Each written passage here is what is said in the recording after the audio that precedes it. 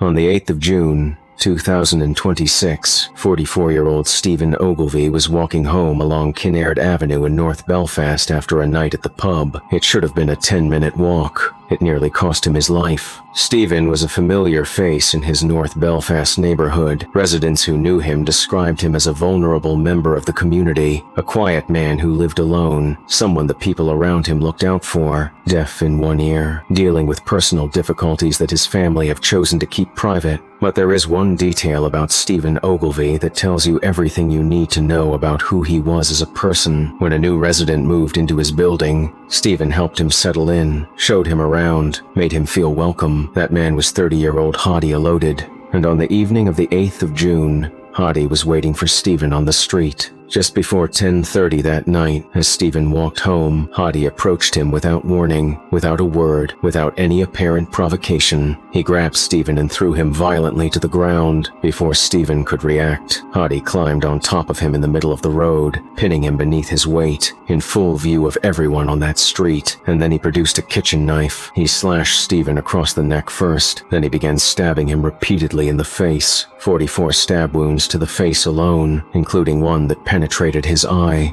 As he continued, he was heard screaming, "I'm going to kill him. Wallahi, he's dead." And then he began attempting to remove Stephen's head. Two men were driving past that moment. Maitiu MacTigernane had just come from hurling practice with his son. His friend Andre, a Portuguese man visiting that evening, was in the passenger seat. They saw what was happening on that road and they made a decision in seconds. Andre was the first one out of the car. He ran directly toward the attack and tried to pull Hadi away from Stephen with his bare hands. Maitiu got out with his hurling stick. He ran toward a man who was in the middle of a frenzied attack with a knife, and he struck him to stop it. Together with Andre and several other bystanders who stepped in, they forced Hadi away from Stephen and held the situation until police and paramedics arrived. The officers who attended the scene later said without those people, Stephen would not have survived. Paramedics rushed Stephen to hospital in a critical condition. He was taken directly into emergency surgery, then placed into an induced coma. In the days that followed, doctors confirmed that Stephen had lost his left eye. His right eye had sustained serious damage. He had deep cuts to his head, his neck, and his back. The full extent of what the next months and years will look like for him, nobody can say yet. Hadi fled the scene but was arrested quickly. While receiving treatment for a hand injury at hospital, he told medical staff, "I've killed someone, but I don't know if they're definitely dead." He then told them, "I will kill you too."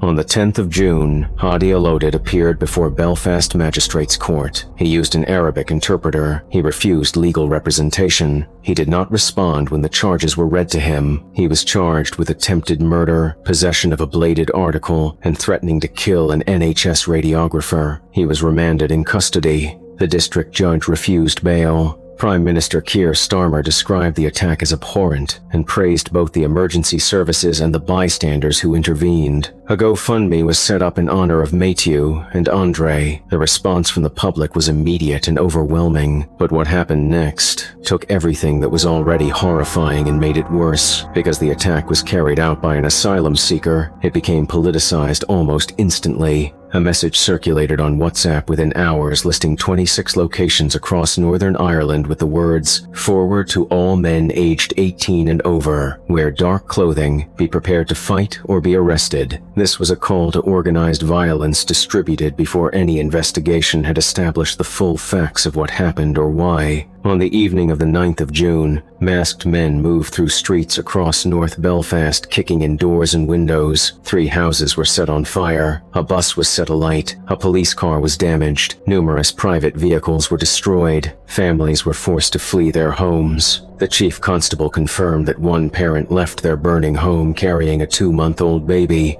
A local man named Jamie Corey stood on the street and watched his home burn to the ground. The disorder spread far beyond North Belfast, Ballyclare, Newtown Abbey, Bangor, Lisburn, and beyond. On the second night, police were attacked with bricks and petrol bombs. A water cannon was deployed. Rubber bullet rounds were fired. 12 officers were injured. By the 12th of June, 21 suspects had been identified, 19 arrested, 12 charged and remanded in custody. On the 13th of June, large crowds of counter-protesters gathered in Belfast and Derry, banners reading "Riots don't speak for Belfast," and Belfast stands against racism lined the streets. And from Stephen's hospital bedside, in the middle of the worst week of their lives, his family released a statement. It read, "Do not use this to incite violence against others. Stephen Ogilvie helped a stranger settle into a new home. That is the kind of person he was." The criminal case against Hadi Alodid continues. The case has now been sent to Crown Court. No plea has been entered. No defense has been presented. The court still has to test the evidence and reach a verdict. Stephen's recovery remains uncertain. Injuries of this kind carry consequences far beyond the first few weeks in hospital, and no public source can say what life looks like for him from here. The communities targeted by the riots are still dealing with the damage, and the man who walked home from the pub on an ordinary Monday night in June is still fighting.